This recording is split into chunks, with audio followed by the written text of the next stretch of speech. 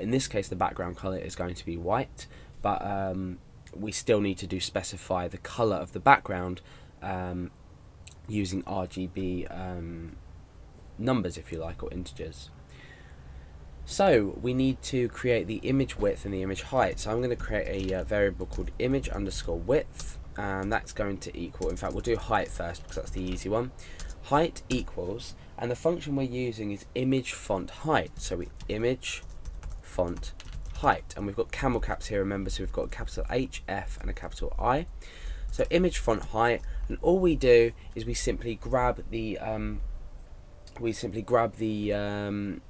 font size that we're using. So we just say font underscore size, simple as that. So now what we need to do is determine the width. So the width is going to be structured slightly different to this, but it's going to be more or less the same. We just have one addition to the end of this line. So we've got image font width, and that's again from the font size. So we're taking the width from this font size 4.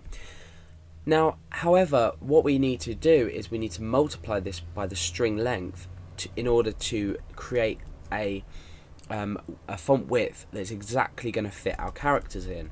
So all we need to do is multiply this by email length. Now, like I said, what this is going to do is it's going to multiply this by, in this case, 19, I think, like we said. So we're going to be multiplying however big one character is, or the size that the characters in the font go in, and we're going to be multiplying that by 19. So we're going to have enough room for our text. I'll show you later, maybe change it around. If not, you can obviously play around with this value to see what happens, and you'll cut off your image basically. So now what we need to do is create an instance of our image that we are creating. So we're going to take into account two arguments. This is going to be the image height and the image width. So let's go ahead and create a variable just called image. So this is image create. Create. And we first of all need to specify the width and the height. That's the default ordering for this. So we need to say image width, comma, image underscore height. So we've specified the two variables that we've created here. Now our image is created inside this variable here, and we can start doing things like allocating colors to it. Now the first thing we're going to do is we're going to allocate a background color. So our background color is going to be white, and our foreground color, if you like, or our text color, because we're going to use a function called image string, which basically outputs a horizontal string along our image rather. And we're going to need to take in a couple of parameters. So the parameters that we're going to need, or one of them, is the color. So the first one, remember I said the function was called image allocate. Or image color allocate, sorry. This I've used without defining a variable, because what we need to do is this will simply just set the background color to our image.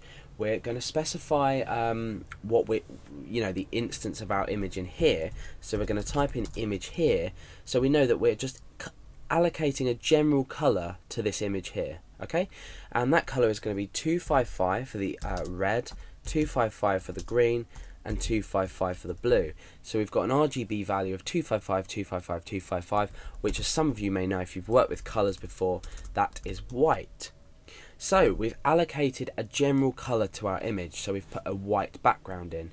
Now what we need to do is actually create a variable that's we're going to be able to specify the colour of our text when we output it. So with the font, as with the font size, I'm going to say font underscore color, and this is going to be equal to image color allocate. So I'm using exactly the same function. I'm applying it to exactly the same image. So we've got image and image, but this time I'm going to set the RGB values to 0, 0, 0. And again, for those of you who have worked with colors or recognize what this could be, this is the color black. So we've got black here with 0, 0, 0. So we've got opposite ends of the scale, 0 being the minimum, 255 being the max, and we've got white and black. So that's pretty simple. Obviously I encourage you to play around with different color values, play around with different things like that, and you'll get a lot used to using these functions and how they work. So now what we need to do is just use a standard of a function on its own. We're not going to put it into into a variable, and this is called image string, and this in total takes 6 arguments. So we're taking 6 arguments into this image string, or parameters. So I'm just going to type image string. So the title of the function sort of gives it away. We've got image, which is what we're creating essentially, and string. So we're creating an image from a string. So the first thing we're going to do is give reference to the image that we've created, or the canvas that we've created. We've applied our color to our canvas. We've created a variable called font color, which we're using inside our image, and we can specify that color in here. We now need to say what the font size is going to be, so that is font_size. Remember, we set that up there to 4. We're then going to specify the x and the y coordinates where we're placing this text, or this string, inside our image. Now, because we've created it with the height of exactly the font height, and we've created it the width of exactly the font width, we're going to set this to 0, 0, but it's going to be in the top left hand corner. And the reason for this is because if we were set this to any positive amount, or any negative amount in fact, it's going to overlap or underlap, and we're not going to be able to see anything. But again, these are values that you can change and play around with after you finish with the tutorial, so you can feel free to see how they work. Okay, so the next is the email. We need to specify the email address that we're echoing out, which is in fact the string data. So we're going to say email. That's pretty simple. And then last but not least is the font color. So font_color, which we specified here, remember.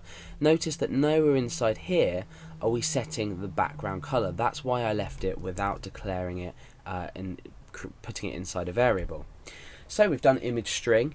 You might think that we're done. We've output a string in image format, but now what we need to do is finalize and create our image, and we do this with the function I mentioned it earlier. It's image JPEG, without the O. So what we're doing is we're outputting our image. So with this image string, we've modified this image, this instance of our image here that we created, image create. Now what we're doing is we're outputting it. Make sure you don't forget your semicolon on the end of the line. And now we are pretty much done. So now what we can do is test it. Hopefully it works, and then if it doesn't work, we can fix it, and if it does, we can look at how we can use it more practically. Because remember, I mentioned earlier that we can't use HTML output either before or after our PHP tags, because what we've done is we've changed the content type of this entire page to an image.